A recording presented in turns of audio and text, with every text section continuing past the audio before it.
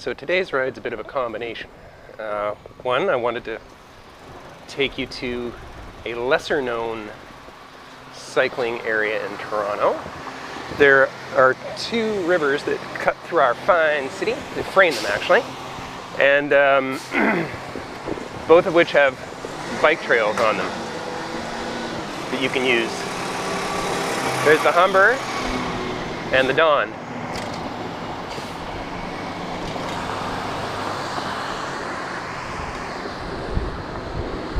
It ends up that the upper end of both of these river trails are relatively unused, or comparatively unused, compared to the lower ends of them. So what I'm going to do today is I'm going to drive to the Humber River Trail.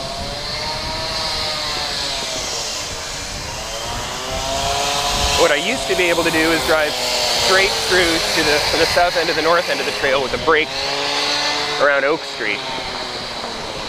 However,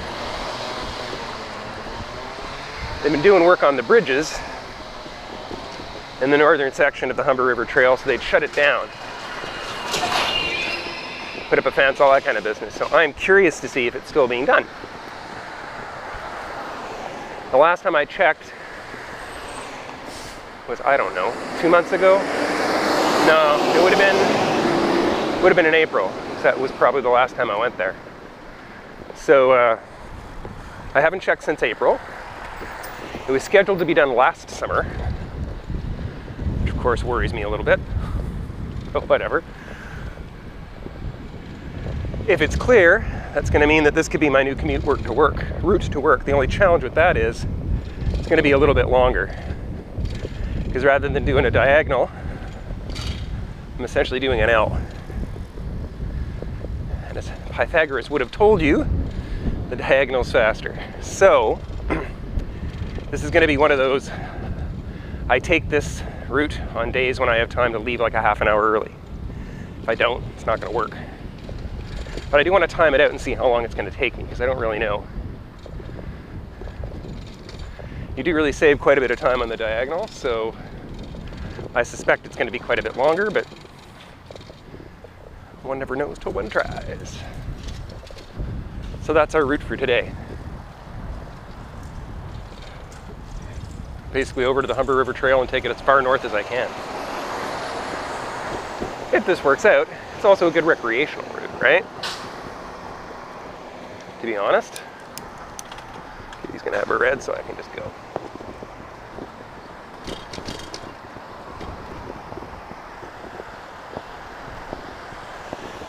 Of course, the key here is to stay off the main roads where possible.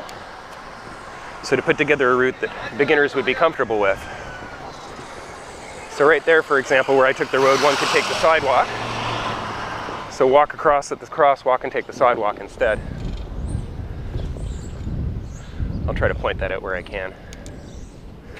So I personally think roads like this are perfect for cyclists. First of all, sight lines are amazing. You can see straight down the street, both sides very clearly. Secondly, I'm riding a good 3-4 feet out from the cars here, and there's still lots of room to my left, which is always good. So I think this is a great choice for sort of a secondary road to ride on. I could be up on DuPont, for example, but DuPont's a mess. It curves, the sight lines aren't so great. Cars go very fast. They turn off into the mall there at Dufferin, crowding people out, etc., etc. So there's a lot of riding in Toronto that can be done just like this. Pick a secondary road that's mirroring a main road. You don't have to be on there. Then once your confidence levels get up, you can foray out there if you want to. So there's no lane here. There's chevrons showing you where to be, which are helpful, but no actual separated bike lane here, or protected bike lane.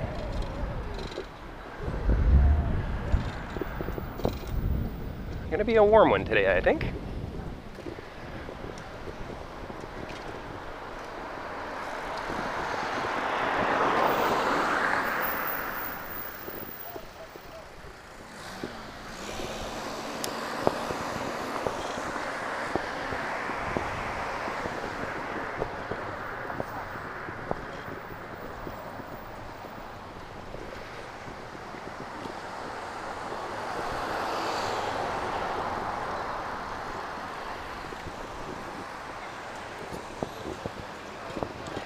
we got a lane here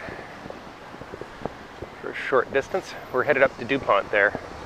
DuPont's kind of ugly on this side in terms of cycling, but then over here to our left, it opens up with a bike lane, gets a bit wider, and it's actually all right. So for now, I'm turning with the traffic. If you aren't comfortable turning with the traffic, you can just cross with pedestrians there and then cross again.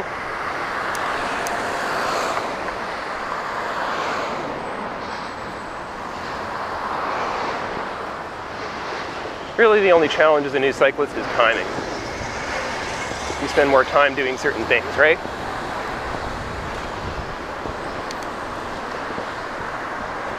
But once you get used to it, you can drive in traffic and you get to make up a lot of that time, really.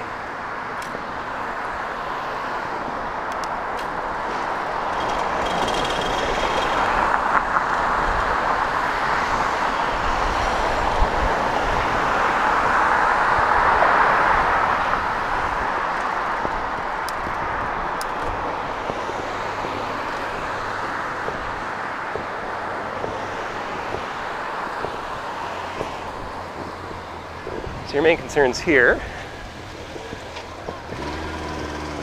are, for example, guys like that who drive their motorcycle in the bike lane. What's that expression? Oh yeah, I have no words for that.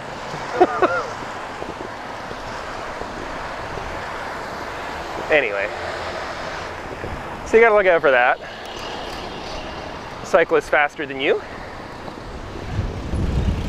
There's lots of those, he says as he sits up and maximizes his wind resistance.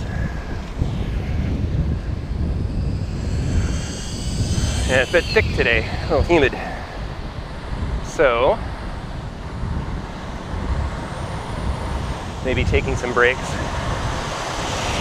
But I like this area.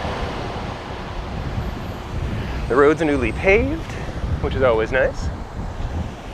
Lane's nice and wide. It's actually conceivably room for someone to pass me if they want to.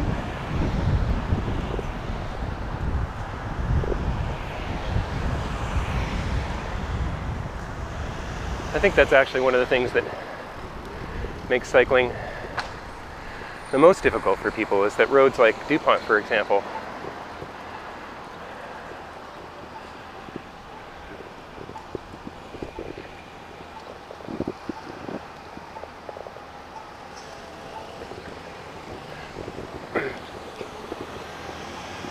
are very nice for a portion of the trip and horrible for the rest. So, for the most part,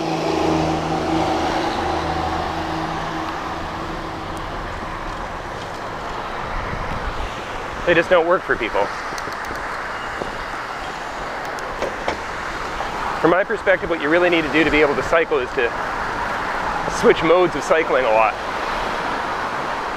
You have to be able to cycle in high traffic, but you also have to be able to cycle in low traffic, side roads, bike lanes.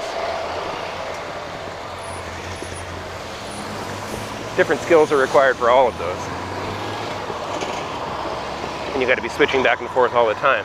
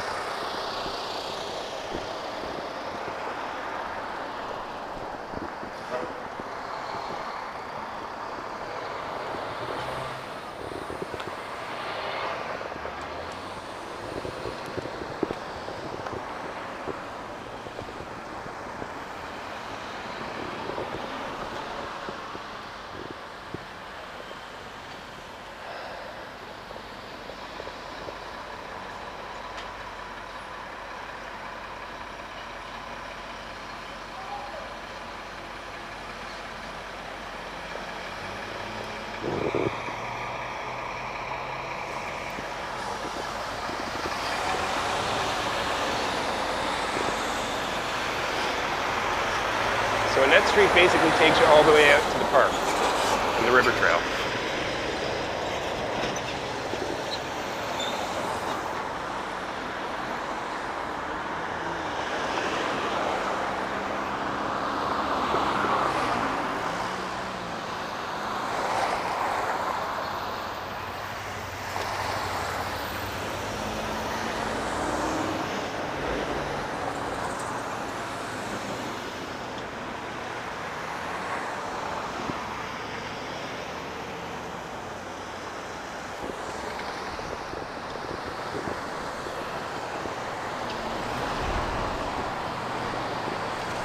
All right. We're going to cycle by High Park doing this too. A little bit to the north of it, but not that far. A couple city blocks up.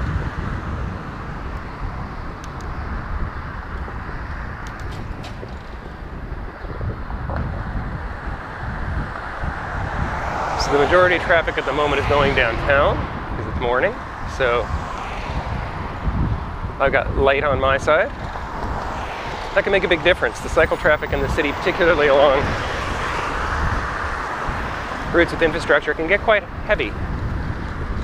And I find it just as challenging dealing with large groups of cyclists as I do with large groups of cars. And in some ways, bikes can be harder to manage because they're silent for the most part when they ride. They might rattle or beep a little like mine does sometimes, but compared to a car, you're very quiet. So bikes can kind of sneak up on you, which happens quite a bit actually. It's to me.